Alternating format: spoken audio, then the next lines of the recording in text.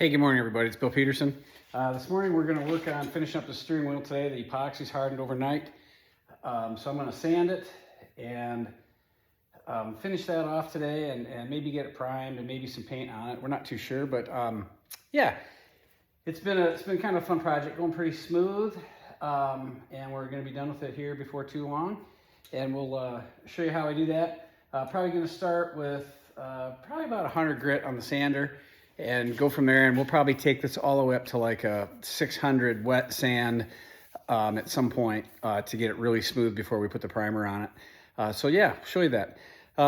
Give us a like on the channel, tell some of your friends about us, and we'll see you in the comments.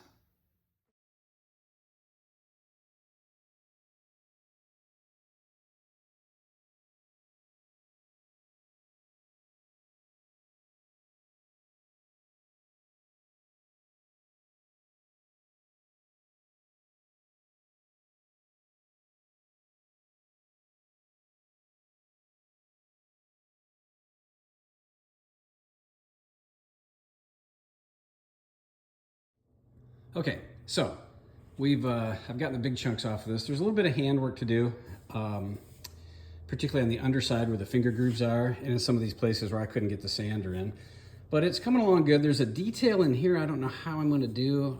It's got a round, kind of a raised detail in there I'm going to work on. But like I said, I'm going to get some hand sandpaper out and finish up some of these spots that are super tough to get to. And we'll show you that too when we're done.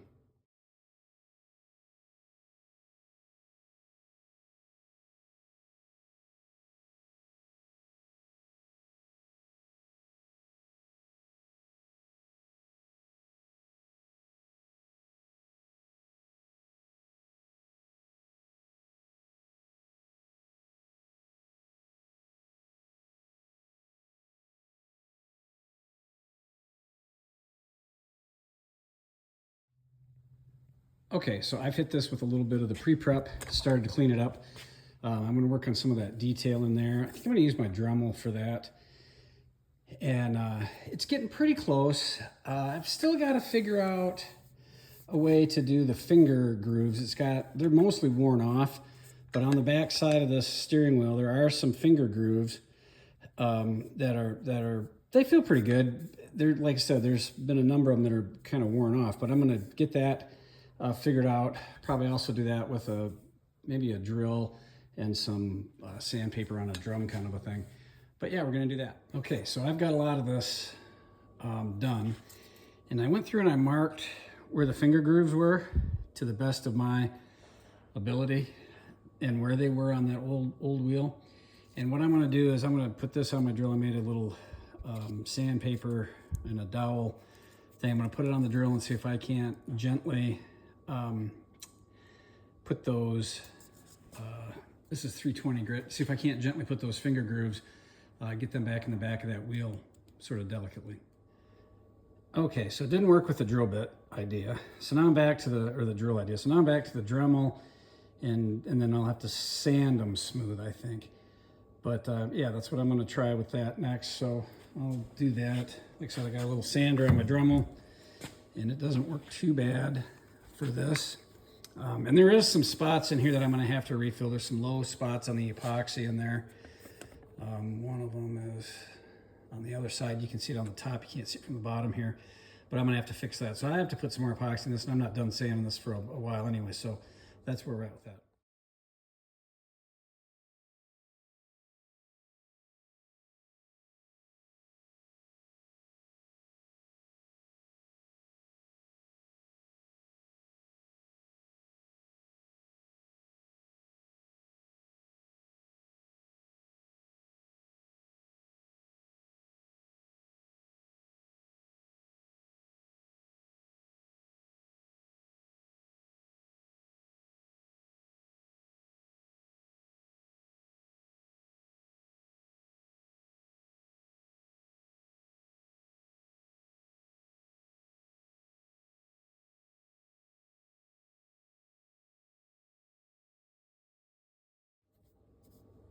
Okay, so I got the finger grooves cut back in these. And there's a couple spots I noticed that I need to fill in with the epoxy. couple of holes that didn't I didn't quite do credit. It feels pretty good. I turned it over to feel how it would feel, and it feels okay. So I'm gonna that one piece that I need to fill in with the epoxy that is pretty low is right there. It's a low spot that I need to build that up a little bit so that hub is kind of right. And then you can see that detail that I had to work in there. And I did that with sandpaper and my Dremel real slow and a little bit of a knife. And hopefully that's going to be where the horn button and everything goes. I don't think these had a very fancy horn button on them, so it might not even be a big deal. So anyway, almost done, and we're going to finish that up and call it a day.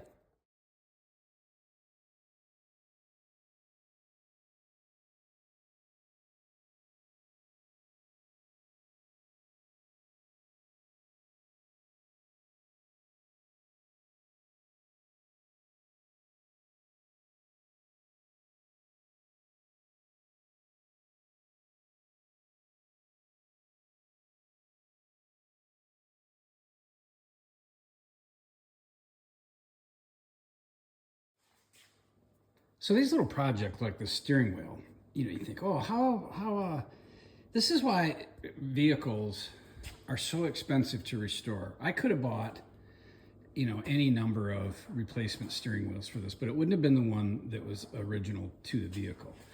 And I think, my career as a historian has always told me, you use as much of the original as you can and replace with in-kind. And so these little projects where you think, oh, it won't take too long, like that steering wheel, it's going to take 2 weekends because today I did what I did. I wanted to show you some of the tools though. I did use my Dremel for cutting those hand grooves in there. And this was the sander disc on the Dremel was the one that really helped with that. And those are in here. They come in a larger wheel and a smaller wheel, but let me get some of the detail done on that. And that worked out pretty good. I also have this little mouse Black & Decker sander. It's got these little weird attachments up here. I hardly ever use it anymore because it's just not, it doesn't do that much for me outside of like weird projects like this. But this little attachment with some Velcro sandpaper right here, and then this attachment did a pretty good job for me in some of those tight areas. And then of course my rotor or my random orbit sander is the main thing I use. But when people say, how long does it take to restore a vehicle, or how much time does this stuff take? This is why it seems to take forever. Like you think the sheet metal and the engine and all this stuff that it is, but when you hold every piece of a vehicle like this in your hand and restore it from the ground up, it takes an incredible amount of time. And that's why I think it's so unique to get this stuff done. And so I cut these finger grooves in today with my Dremel. You saw that in one of the time lapses.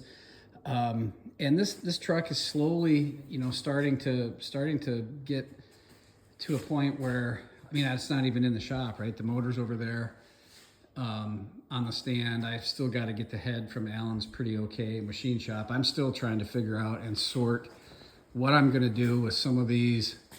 I don't know that I can save these. These might be beyond my skill level. So I'm looking for some front fenders. I haven't even thought about the rear fenders. The doors and the bed sides are back there. The cab's in getting primed and painted and sandblasted. So we are making progress on it. But every little thing it takes time, and it's really kind of a challenge. And so when people say, when these are all done and you put them on and people sell them, and there's, it's I think a lot of people are really surprised how much time goes into every kind of a little thing like this. And so I just wanted to share that today and talk a little bit about the time that goes into these restoration projects. And you got to have a bunch of different tools and all kinds of stuff to get these done. And it just takes forever if you can only do it on the weekends. The steering wheel is going to end up taking me 2 weekends. And next weekend I got to be out of town, and there's just stuff to do, and it's busy. And so you know, a truck takes you 10 years to restore. Okay, well, that's as much as I could do today. So I've got those finger grooves all cut. I've got the holes patched in and fixed. I did a little detail work there. And I'll let it dry.